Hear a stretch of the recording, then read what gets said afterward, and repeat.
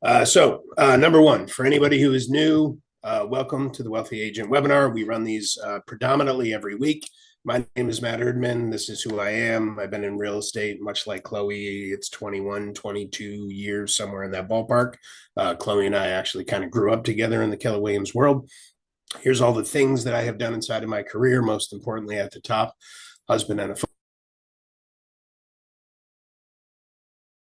attorney. I am not a financial advisor. So while we talk about money, tax strategy, all these things, anything you hear, this is for information purposes only. So always listen, learn, verify, right? Take these ideas, go to a professional, and have the right conversations about implementation. Also, anytime we talk about prospecting, make sure you do it in a compliant way.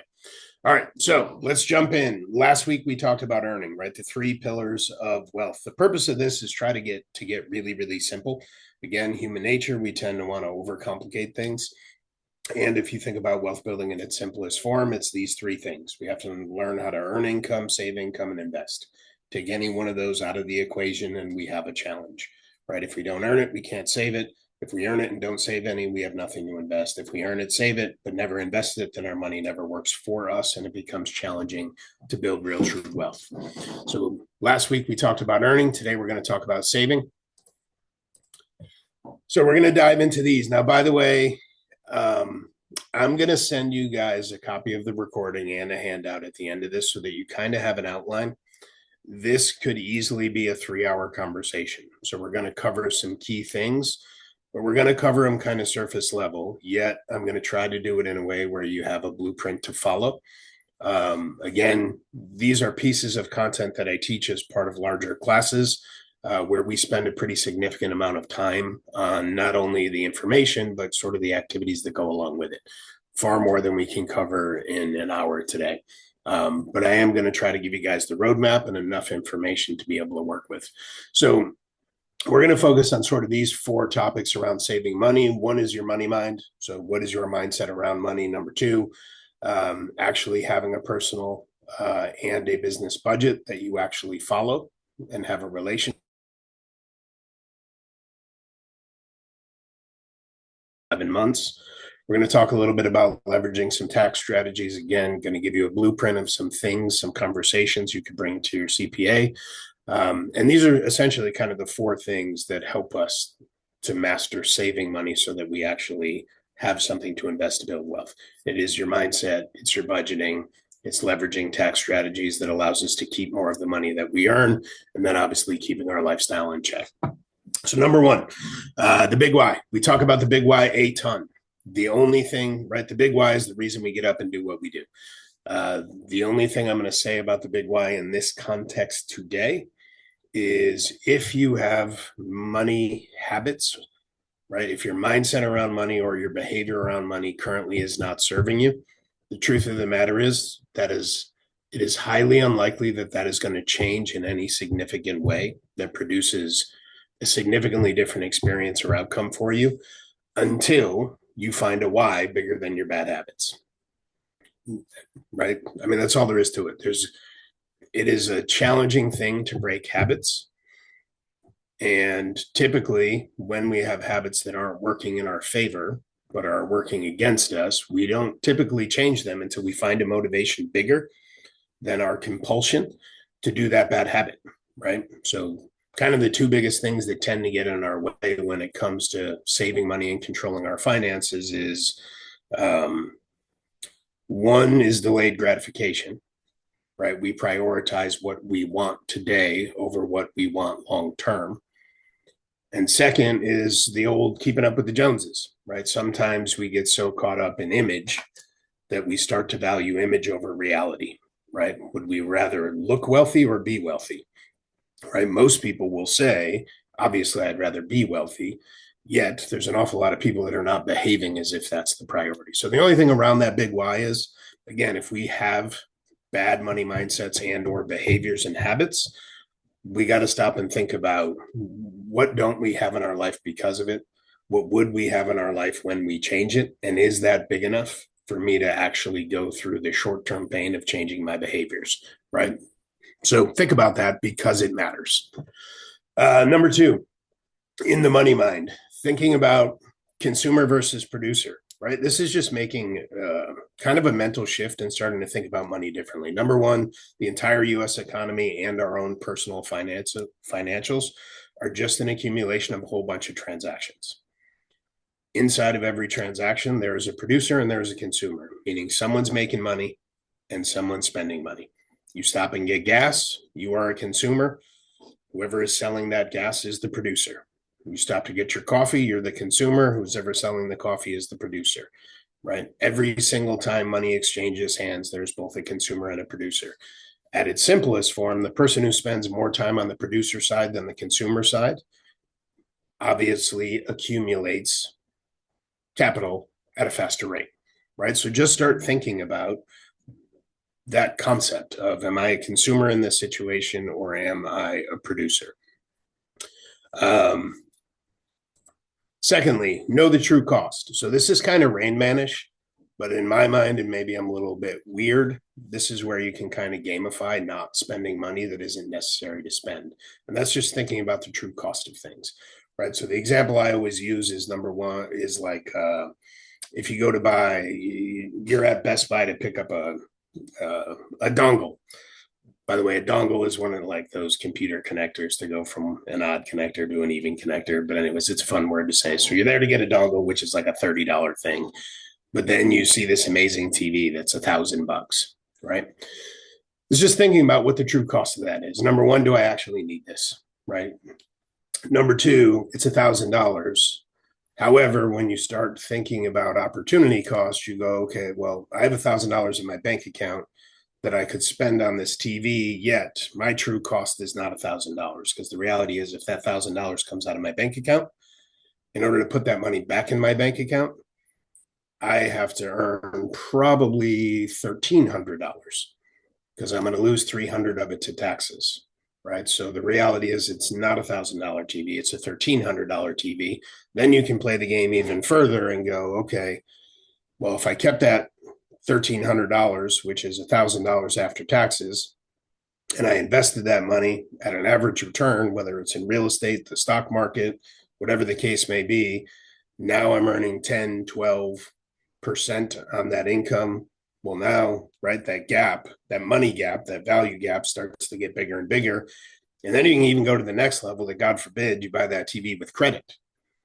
Now you have the money out of your bank account, right? You have to earn 130% of that money to put it back in your bank account. You don't have the money to invest. So now you're losing that compounding 10, 12% interest. And oh, by the way, you're paying 10, 12% interest, right? It's those kinds of gaps, time on task over time, that are the difference between accumulating debt or accumulating wealth, right? So start thinking about, what are the real costs of these things? So let's talk about budgeting. Not the sexiest conversation, but it's just a necessary tool, period, end of story, right? If you want a six pack, you got to eat the right food and you got to do sit-ups. You might argue neither one of those things are sexy, but the question is, do you want a six pack enough? I don't, which is why I don't have a six pack and I don't do those things to the level I would need to. That's a personal choice. However, like if we're going to tune up our financial world, budgeting is like core, right? You can't manage what you can't see or understand. So number one, this is kind of our roadmap, our order of operation. We've got to get our personal and business. We got to create awareness around our expenses. So what are we actually spending personally? What are we actually spending professionally? Right. I usually give two examples on the personal side of how you can do this. One, I joke around and call the Amish way. That would be to print your last 3 bank statements and just look at the total amount of debits, right? I used to tell people to go through and highlight all your debits. You don't necessarily have to do that because it usually tells you at the top of your statement, what are my total debits over 3 months? Add them up, divide by 3. That tells you on average what you're spending on a monthly basis in your home, right? Now you know you have to earn at least that much money just to meet your current survival rate. Now there's a next level you can go to with that, which is now I go through with a highlighter. I highlight everything that is 100% necessary, right? That's your mortgage or your rent, your car payment if you have one, your car insurance, your daycare, your health insurance, your groceries, your utilities, the things we absolutely need to live. You total those up and subtract it from the total debits, and you're going to see what is the money that you just choose to spend. It's not necessary for survival. It's just we're choosing to spend, or we're unaware we're even spending it. Now, I don't ever encourage somebody, unless the situation is dire, to cut expenses to the bone and make your life miserable, right? We all work hard, and hopefully we can afford certain levels of enjoyment and luxury that cost money, right? We just have to keep those things in check with the amount of money we make and our additional financial goals, be it savings, debt reduction, and wealth building, right? So it's not about cutting it down to nothing and being miserable. It's just about making choices. We got to remember every time we say yes to one thing, we say no to another, right? Are we saying yes to the right things? Are we saying no to the right things? So your personal budget, there's some tools out there you can use. What I would recommend is just go into your app store and put in personal budgeting tools. First one that'll come up is Rocket. There's a couple of other ones in there. Just look at the reviews, look at the number of them. There's a handful out there that are very widely used and have been around for a significant amount of time. Rocket was spun off of the one that I used to recommend all the time, that was bought out by Rocket. So that's a pretty good one, but look for something simple. You need a tool so that you can track those things. Those things will connect to your bank accounts and track money coming in, money going out, so you can start to create some awareness. On the business side, it's the same thing. What am I actually spending? You got to be able to figure that out so you know where you are today, right? Again, tools, QuickBooks. Obviously, I'm biased. For those of you who know me, I have a product called RE Profit that essentially does what those apps do for your personal, for your business. It'll connect with your bank accounts, automate budgeting, automate P&L, other financial tracking. Point is, you need a tool though, whether it's QuickBooks, whether it's RE Profit, whether it's hiring a bookkeeper, right? You need a tool and a system to be able to identify that and then implement your budgets. So it starts with, where am I, personal and professional, right? Then we need to create a budget around both. What do I intend to spend? Here's how I want you to think about budgeting and profit and loss. Your budget is your playbook, right? This is the play I intend to run. That's your budget. And then your P&L is the scoreboard. This is what I actually did. So this is what I intend to do. This is what I actually did. And when we have both, the goal is just to compare each one of them on a monthly basis, look for gaps and close gaps when we see them. If we have a revenue gap, then we know we need to do something to raise the revenue. If we have an expense gap where we're overspending, then we need to figure out how to close that gap so that we can get the bottom line of the budget and the P&L to align. That's really business financials and personal financials in a nutshell, as simple as possible. So again, where are we now? Business and personal. Budget for both. What is the savings and or debt reduction plan? We should all be working towards obviously limiting our debt as much as possible. The healthy place to use leverage is on assets that produce cash flow and or appreciate. When we're leveraging debt to buy assets that depreciate and do not produce cash flow, then we are a consumer squared, which is not something that we want to be, right? So when it comes to that debt, really two strategies to wind that down simply is, we either start with the lowest balance and put whatever extra we can on that until we get that down, or we start at the highest interest rate. One mathematically makes the most sense and the fastest progress. One works with our human nature the best. We want gratification as soon as possible. If we start with our lowest balances when it comes to reducing debt, we get a little endorphin when we get that first small credit card paid off, right? And then we get rid of that credit card and we move to the next, move to the next, move to the next. So we either start at highest interest rate or lowest balance. Again, one's a mathematical process, one's a human nature process. Savings wise, we want to move towards, at a minimum, having 90 days personal, 90 days business. I feel like being an independent contractor, getting to a place where we have 6 and 6 is a really healthy place to be. I know folks who strive for 12 months. I think that all depends on what your personal expenses, business expenses are, and does that turn into a dollar amount that's just too much to be sitting and doing nothing. But if you have 6 and 6, you're in a pretty healthy place as far as security. And I will say this, the beauty of being in that place is you think and operate entirely different when you know you have runway, right? When things shift, when things are stressful, just knowing you have that financial runway, you show up with a much clearer head and you're able to operate much more strategically than you are when you know there's only a couple of bricks in your runway, right? We got to create a business plan to support that budget, right? We use the GPS for that. So if you don't have a GPS for 2026, I would strongly encourage you get with your local leadership, whether it's your team leader, your productivity coach, help them create that GPS that supports your financial goals. That is the simplest business model to run in our world. And then you need the tools to track it, right? So again, financially, whether that's QuickBooks, whether that's RE Profit, whether that's Rocket, any of those things, just have a tool or a person who's going to track those systems for you. Most of us are not good at maintaining those types of things. So I would strongly encourage, unless you're that oddball in our industry who's that high C and just loves to do those kinds of things and are going to do them consistently, have a person or a process that is as automated as possible so that you have what you need, but you don't have to do it. And then protect your money from you and create some accountability. I'm going to show you a little bit of a cash flow model that I would encourage you to use. The accountability piece, whether it's a coach, a friend, a colleague, a networking group, a mastermind group, but I would share your goals with like-minded people and help hold each other accountable to ensuring that you're actually following through.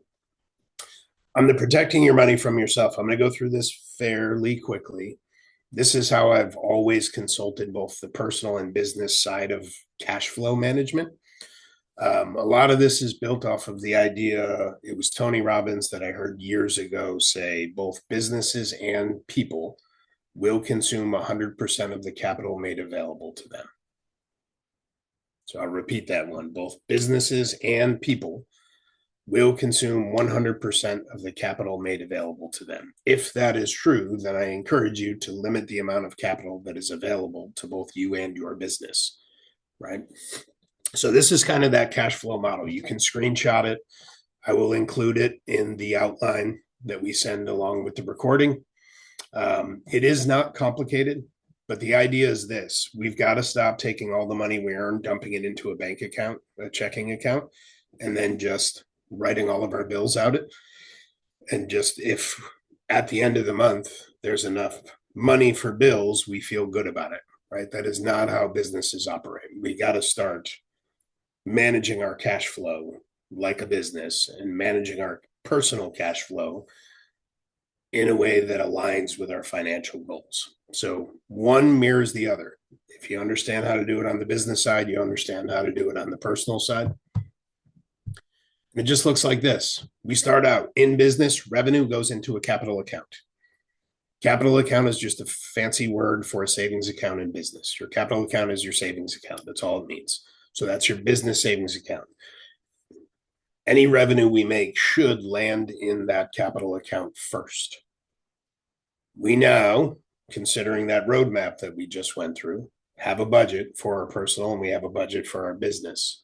What should happen is at the end of every month, we transfer out of that capital account our budget, 1 month's worth of expenses, into our operating account. That operating account is just a checking account, right? That's just the business term for a checking account.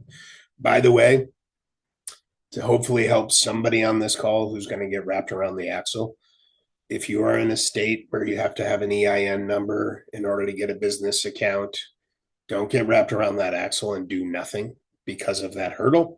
Just go to the bank, open a checking account, opening a savings account, go in and nickname them operating and capital account and use them as your business accounts. That's it, right? Don't overcomplicate it. It doesn't have to be an actual business account. You just need to use it like a business account. So we have our capital as our savings, all revenue goes in there.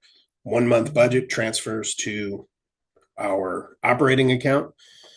Now, in a perfect world, We have decided how much we're going to pay ourselves on a monthly basis.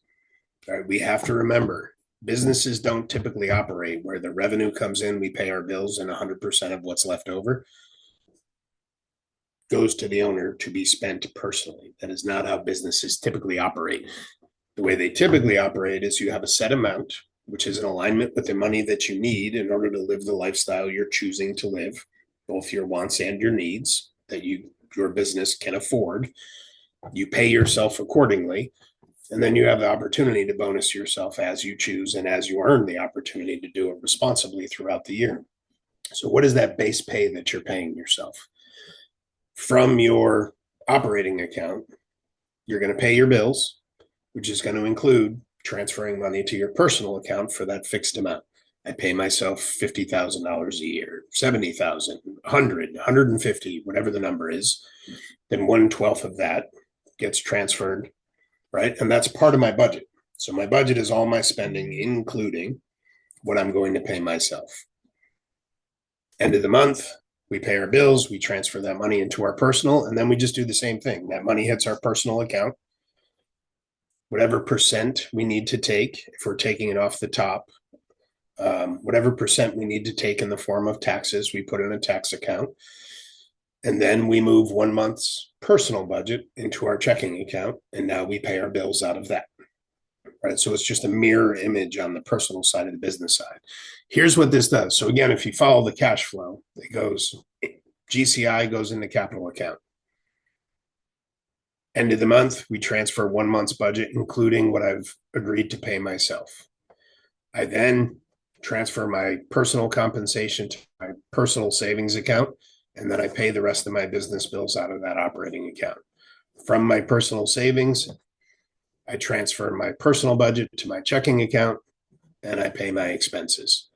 Accumulating cash stays in my personal savings and business savings until such time that I choose to move that to whatever it is, an investment account, whatever the case may be.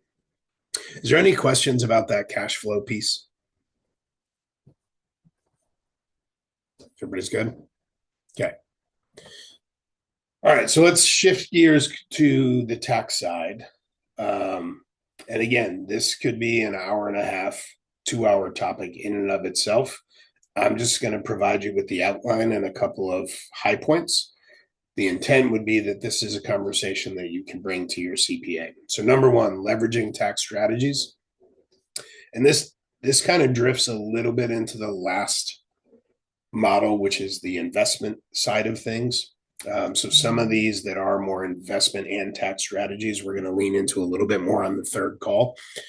But number one, we have to have a CPA that actually advises and doesn't just file.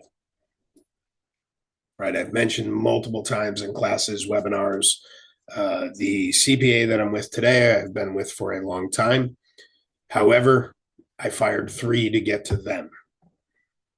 And the reason was they were people who wanted to file, but did not want to advise, right? They wanted to do the books their way, not the way I needed them to do to run the business throughout the year. And 2, they weren't advising me. They were just filing my taxes, which meant I was missing significant opportunities to hold on to more of my income. So number one, have a CPA that advises and doesn't just file. Number 2, you should meet with that individual at a minimum once a year outside of tax time. Right? Tax time is tax time. You talk to your CPA during tax time, the only thing they're going to want to talk about is taxes. They are busy, they have deadlines, they are filing everybody's things. You're not going to be able to have a deep and thoughtful conversation during that time frame. Conversations during tax time should be about taxes. Then there should be a meeting outside of tax time. Again, minimum once a year, and or anytime something significant changes in your financial picture that could affect your taxes significantly. So first, you got to have one. Second, you got to have one that advises and doesn't just file. Third, make sure you're meeting with them once a year outside of tax time.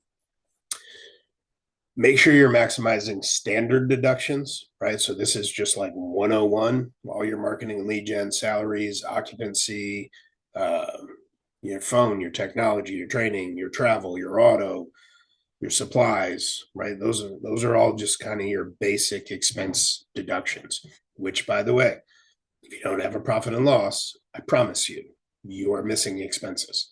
Things are falling through the cracks that you are not tracking, and it is costing you money. The one thing I can assure you, if you actually have a functioning profit and loss, whatever platform it's on, you should look at that as an investment, not an expense. Because if you're doing it correctly, there is zero scenario where you don't save more money and find opportunities to earn more money that will pay for that service and or software 10 times over, probably 10 times over every year, right? So just know if you don't have a process and a system in place, you're losing money. And I assure you it's more money than it costs to have a process and system in place. But here's your basics that you need to make sure you're taking maximum deductions for. Some things to bring to your CPA's attention. Here's some things to explore, right? A lot of these things are items we've touched on in tax specific sessions that we've done together. It's stuff that I touch on when I do my wealthy webinar, or I'm sorry, my wealthy agent training live, and we go into more depth. This is again intended to be an outline that you can look at and say, is this something I am doing, should be having a conversation with my CPA? So number one, explore how you're paying yourself and how you're filing, right? Are you a sole proprietor? Are you an LLC? Are you an LLC electing to file as an S corp? Right? Every state is a little bit different. And as far as what it is required for you to operate as an LLC, in some states, you have to have a broker's license in order to do that. In some states, that's not true. Also, the benefit of this, which the primary benefit of being an LLC and filing as an S corp, is savings on self-employment taxes, which could be significant. The benefit of it depends on your level of income. So this is one of those scenarios you want to talk to your CPA and say, hey, explain this to me. This is what my income is this year. Does it make sense for me to do this? What's the upside? What's the downside if one exists, right? And you make that decision. If you decide it makes sense, it is literally a piece of paper that your CPA sends to the IRS, you sign, and it says, heads up, here's what we're doing. And that's it. And then you go ahead and do it. Requires you to pay yourself through a payroll company. Again, we're not going to go all the way into it, but it's a conversation to have with your CPA. Number two, do you have children that fit within the age bracket that you're allowed to employ them? And there's a tax benefit to that. Again, we're not going to go in depth on that, but that is a great opportunity oftentimes to bring leverage into your business that you genuinely need, right? And do it in a way that is a tax benefit to you, right? The child actually does have to do work, does have to get paid. You want to document that because if you're audited, you do need to prove what they're doing. They do need to receive the money, but the reality is that money can be used for multiple different things. You could set it up such that that money is being invested on their behalf and set a really great financial foundation for them. You could also set it up such that they are receiving the money, yet you are influencing where that money is spent, i.e. on things that you're going to spend regardless, right? School clothes, sports, things of that nature. But now you're doing it with tax-free money, right? So again, something to have a conversation with your CPA about. The Augusta rule. The Augusta rule allows you to rent your primary residence up to 14 days a year tax-free. Now you might look at that and go, I am not Airbnb-ing my home residence. I do not want strangers sleeping in my bed, and I would not blame you. I also would not want to do that. However, do you do client appreciation events? Do you have a team that you do events for? Are there any events that you are doing throughout the year where you are leasing a space for a day in order to do those things? Those are events that if you chose to, you can have at your home. The business takes the expense, you receive the revenue, and the revenue is tax-free, right? Every time I talk about these things, I always talk about just like accumulating debt, building wealth, right? It's just a snowflake at a time, but one snowflake after another, after another, after another, right? The bigger the snowball gets, the more snowflakes it starts picking up. And next thing you know, it's something big. It's all these little things on top of each other that make a really big difference over time. Do you qualify for QBI deductions? If you don't know what that is, ask your CPA about it, right? So certain businesses may qualify for a percentage of your income to essentially be tax-free. It's really that simple, right? A portion of your income could fall into a bucket, which could be tax-free from federal taxes. So again, it's a conversation you have to have with your CPA. These are all things you don't have to know them and understand them at a super high level, because I don't think any of our goal is to actually be a tax attorney and or a CPA, but we need to know enough to be able to ask intelligent questions so that we don't miss opportunities. Um, Invest for deductions. We're going to talk about that next week, but that is depreciation, that is cost segregation, that is bonus depreciation. There are all sorts of things in there that are significant opportunities to get massive tax deductions while building wealth, right? So that's kind of where your wealth plan and your tax plan start to overlap and benefit each other. Retirement plans.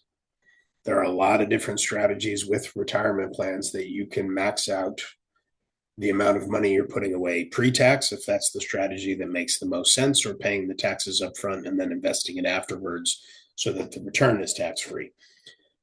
And depending on the entity and the manner in which you're set up and just your entire financial structure, personal structure, there are different strategies that you can layer on top of each other that make a lot of sense there. So again, it's a conversation to have with your CPA and your wealth planner, right? And maybe something they need to collaborate on together. And then accountable plans. This is strictly for if you are filing as an S Corp. Again, not a CPA. This is a conversation to have with them.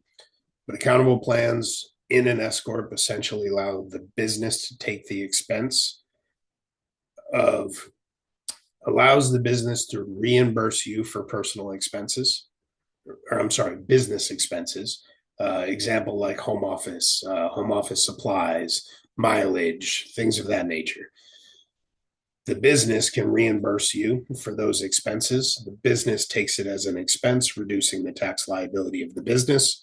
And assuming it is a qualifying situation and your entity is set up such that you're allowed to do this, the reimbursement to you can be tax-free. So essentially, you take an expense, that expense applies to the business so that you get the deduction, but then the business reimburses you, becoming essentially personal income back to you that is then potentially tax-free through the accountable plan. So those are, 6 or 7 higher level tax strategies that put together can be massive, right? Some of you have seen me and everybody kind of giggles at the name of it, but I have a business Tinder presentation and game that I play where I introduce a little bit of information about 2 different realtors and their business, real estate agents and their businesses. And I let you choose, right? Which business would you swipe right on? Which business would you want to own? And little by little, we give more information, more information. When I go through that presentation, we run through it over a 2-year period where one agent is just implementing a strategy here, a strategy there, right? A handful of the things that we're talking about right now. And on the other side, they're not. Within a 2-year period, the gap is massive, right? As far as the amount of income they're receiving, the amount of savings they have, their net worth, what their tax liabilities are. The 2 of them are a world of difference. And I do that presentation just to show the compounding effect over just a short period of time of implementing a couple of those strategies. So again, all your standard stuff, these are all things that are legitimate conversations to bring to your tax attorney, your CPA, to have some of those conversations. And then lastly, and then we'll open up for Q&A if we have any. We got to keep our lifestyle in check, right? The reality is for the vast majority of Americans, if we have financial challenges, it usually means we're just outspending our income, period. Credit makes it very easy to do that. And this is kind of what our life ends up looking like when we subsidize our income so that we can live a lifestyle we don't actually earn the income to support, right? We do that with credit. And the reality is, as we are, the more successful we are, the more credit they're willing to give us. And if we use that for lifestyle and leisure rather than building wealth, eventually we get to the point where we've got debt that has such a high cost of debt, meaning our interest payments are so big, right? Like this beginning of this curve is when everybody's handing us credit, right? And we're starting to borrow from our future self, which is what credit really is. And then eventually we get to the point where the expense of all that credit gets real heavy. And then all of a sudden we have to pull back on our lifestyle because we can't afford the lifestyle plus all of our debt payments.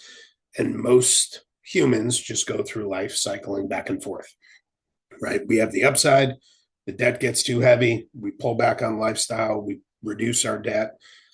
Honestly, oftentimes for homeowners, that's via refinancing our house and cashing out. It's kind of the American way. Then we solve that problem for the short term, and then we just rinse and repeat, right? And that's the lifestyle that many live, right? That's not the world we want to live in, and that's not the world that's going to get us to an ending where we have real, true wealth, right? So make sure we're keeping that lifestyle in check. What questions about the cash flow, saving strategies, tax strategies, any of those things do any of you have?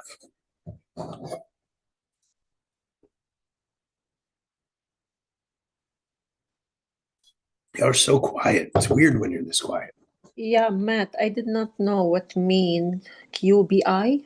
I know I should Google it, but I did. Yeah, so QBI means qualified business income. Oh, okay. I see. What? Yeah, so it's something you want to talk to your accountant about. A qualified business income deduction basically says a certain percent of your business income can be um, Deductible. is not taxable by the federal government.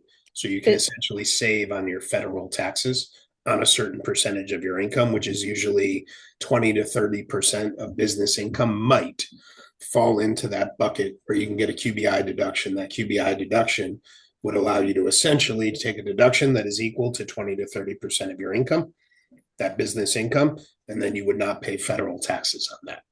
is this will let us go back to leverage tax strategy when you said marketing, salary, occupancy, technology, phone, training, education, travel, or anything like this? Or there's something different? So two separate things where all of those things may tie in. And again, I'm going to always put the caveat: talk to a CPA. Where that list of basic deductions, there might be an opportunity to be a little bit more strategical. Is if you do have an LLC file as an S corp, that might fit into that accountable plan that we talked about.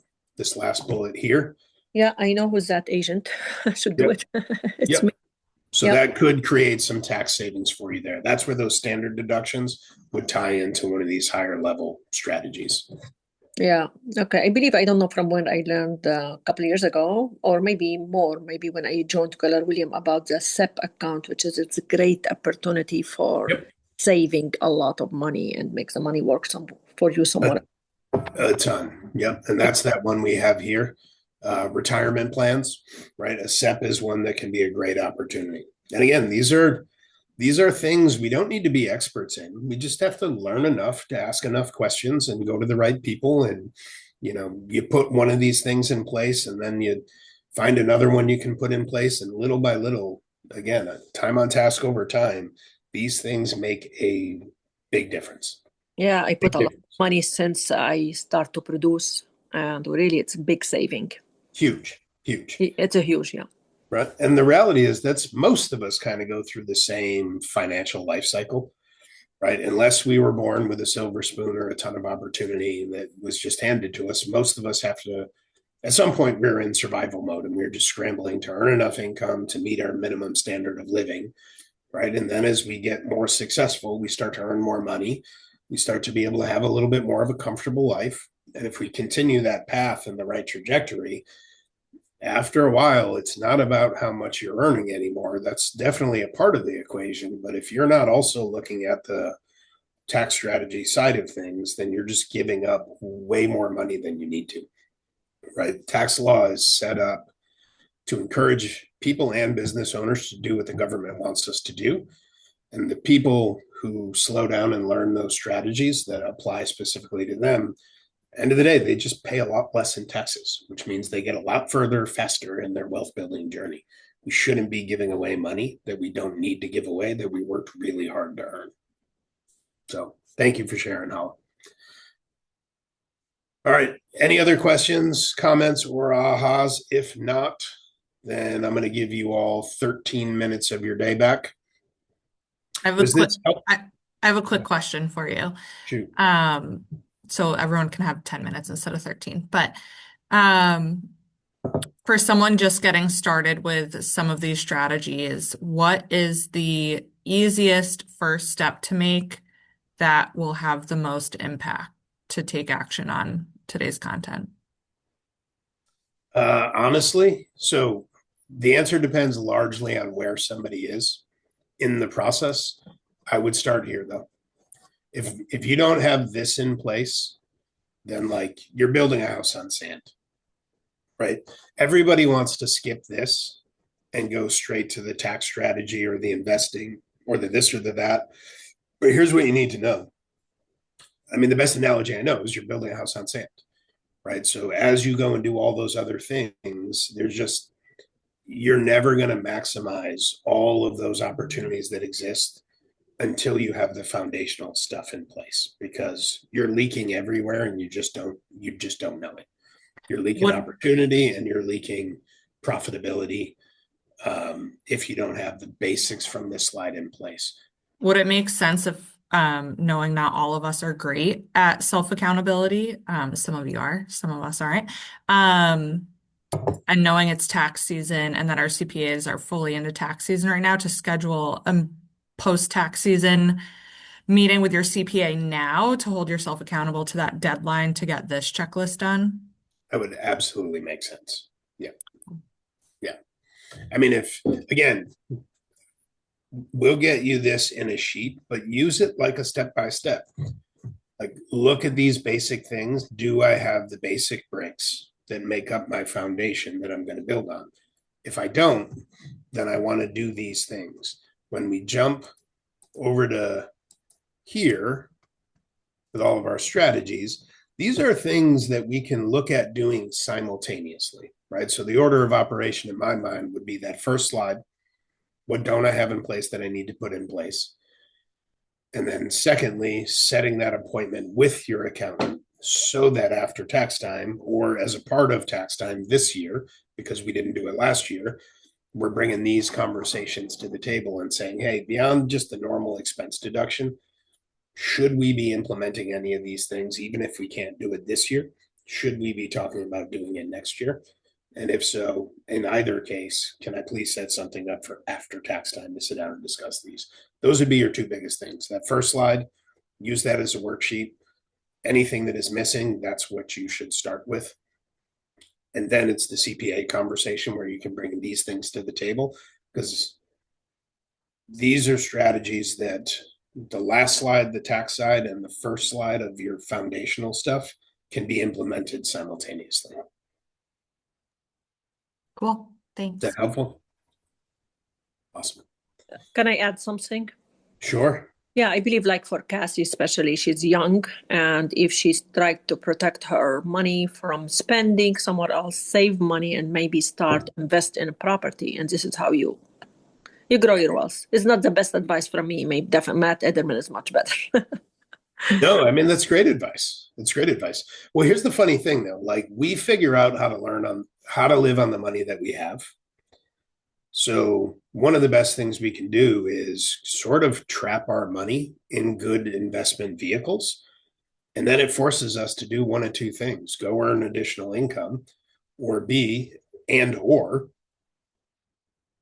learn to live without that income. And we do learn how to live without that income. So it's a forced savings plan, and it goes back to that conversation of both people and businesses consume 100% of the capital made available to us.